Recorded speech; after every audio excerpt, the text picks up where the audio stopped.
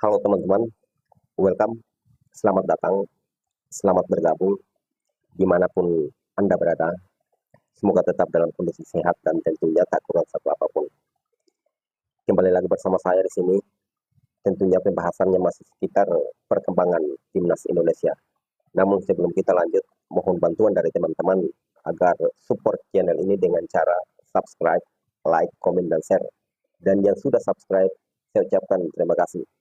Oke teman-teman, saat ini perkembangan timnas Indonesia di mana makin hari makin disorot oleh media-media di luar sana yang menjadi pesaing untuk bagaimana sama-sama bisa mengambil bagian pada ajang Piala Dunia 2026 yang akan dilaksanakan di Amerika, Meksiko, dan Kanada.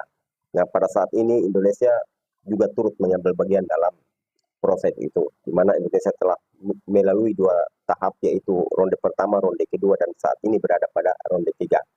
Nah, dari hal itu, dilansir dari Bola Sport, Pak Erick Thohir selaku Ketua PSSI menyampaikan bahwa saat ini timnas Indonesia membutuhkan kurang lebih 15 poin untuk bisa lolos secara langsung dari ronde 3 ini menuju ke Amerika, Kanada, dan Meksiko untuk turut mengambil bagian pada ajang terbesar yang dilaksanakan oleh FIFA, yaitu Piala Dunia. Nah, dari target yang ada, secara pribadi saya berpikir bahwa target yang cukup realistis. Karena kenapa?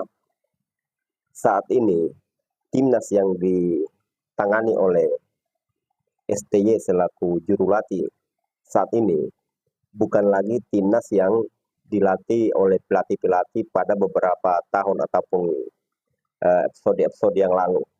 Karena yang saat ini para pemain yang didatangkan dari luar yang merupakan notabene pemain keturunan memiliki pengalaman bermain yang bagus, performa mereka dan jam terbang mereka juga udah cukup bagus, walaupun tidak sebagus-bagus pemain-pemain yang sudah bergabung pada timnas-timnas yang menjuarai Piala Dunia, namun paling tidak sekelas ASEAN, pemain-pemain kita sudah memiliki jam terbang dan pengalaman bertanding yang luar biasa dan cukup bagus. Nah, dari ini kita bisa berasumsi bahwa apapun bisa terjadi. Karena Indonesia saat ini kita sama-sama sudah tahu bahwa telah mengantongi 2 poin, di mana imbang melawan Arab Saudi dan juga imbang melawan Australia pada pertandingan pertama dan kedua. Di saat Indonesia bertandang atau away ke Arab Saudi, mereka berhasil menahan imbang Arab Saudi dengan skor 1-1, di mana waktu itu timnas Indonesia golnya dicetak oleh Ragnar Oratmangun, dan juga setelah itu dibalas oleh salah satu pemain dari Arab Saudi. Dan juga setelah berselang 5 hari kemudian Indonesia kembali bertanding melawan Australia, di mana Australia datang ke GBK selaku stadion kebanggaan timnas Indonesia, dan alhamdulillah Indonesia bisa berhasil untuk menahan imbang mereka dengan skor 0-0. Ini cukup mengagetkan, di mana skuad yang dijuluki The Soccer Rose ini merupakan salah satu tim yang cukup mentereng dan mereka sering jadi langganan Piala Dunia. Begitupun Arab Saudi, mereka sudah 6 kali tampil di Piala Dunia. Namun timnas Indonesia mampu menunjukkan bahwa kami adalah timnas yang patut diperhitungkan. Karena pada sebelumnya ya seperti yang kita tahu bahwa di saat pembagian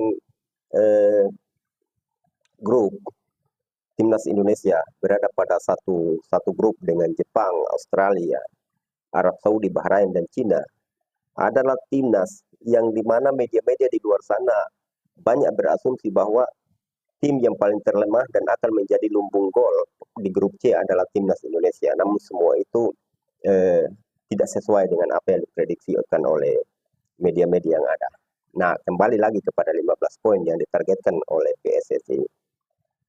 Jika Indonesia berhasil menyapu 2 bersih ataupun menyapu dua pertandingan yang akan dijalani oleh timnas Indonesia ini pada tanggal 10 nanti dan tanggal 15, di mana pada tanggal 10 Indonesia akan eh, bertandang ke Bahrain. Setelah itu dilanjutkan untuk terbang ke Cina, karena Indonesia juga akan bertanding away melawan Cina pada tanggal 15. Jika dua pertandingan ini berhasil diselesaikan dan Indonesia mampu memetik kemenangan dari dua pertandingan ini, maka otomatis 6 tambah 2 maka akan jadi 8 poin. Jadi saya pikir 8 poin ini merupakan modal apabila Indonesia berhasil mencapai itu. Karena dari 8 poin ini, jika Indonesia sudah berhasil mengantongi, maka pertandingan-pertandingan selanjutnya akan menjadi motivasi dan membangkit semangat mereka untuk terus berjuang. Apalagi setelah pertandingan-pertandingan yang akan dijalani, Indonesia akan kembali melakukan ataupun melakoni pertandingan-pertandingan yang notabene-nya mereka ada pada kandang sendiri, di mana Arab Saudi akan datang ke kandang Indonesia, Bahrain akan datang ke Indonesia, Cina akan datang ke Indonesia, dan juga terakhir pada 2025 nanti Jepang juga akan datang ke Indonesia. Ini merupakan sebuah keuntungan bagi timnas Indonesia, karena sebelumnya mereka bertanding pada away terus. Setelah nanti pertandingan-pertandingan selanjutnya akan menjadi pertandingan home, di mana negara-negara di luar sana pasti mereka juga berpikir tentang bagaimana atmosfer para supporter timnas Indonesia. Salah satu kekuatan timnas Indonesia yang sangat diperhitungkan oleh negara-negara di luar sana adalah atmosfer para supporter timnas Garuda.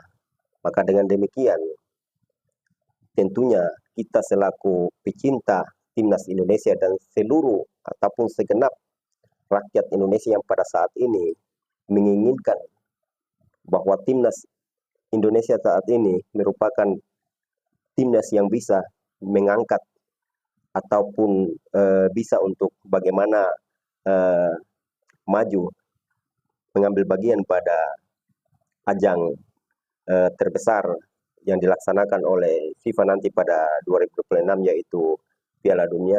Maka saat ini kita patut untuk memberikan support, dukungan kepada mereka agar mereka selalu memetik hasil positif seperti apa yang kita inginkan. Oke teman-teman, mungkin itu saja. Sekian videonya, kita akan kembali pada video selanjutnya. Salam sepak bola.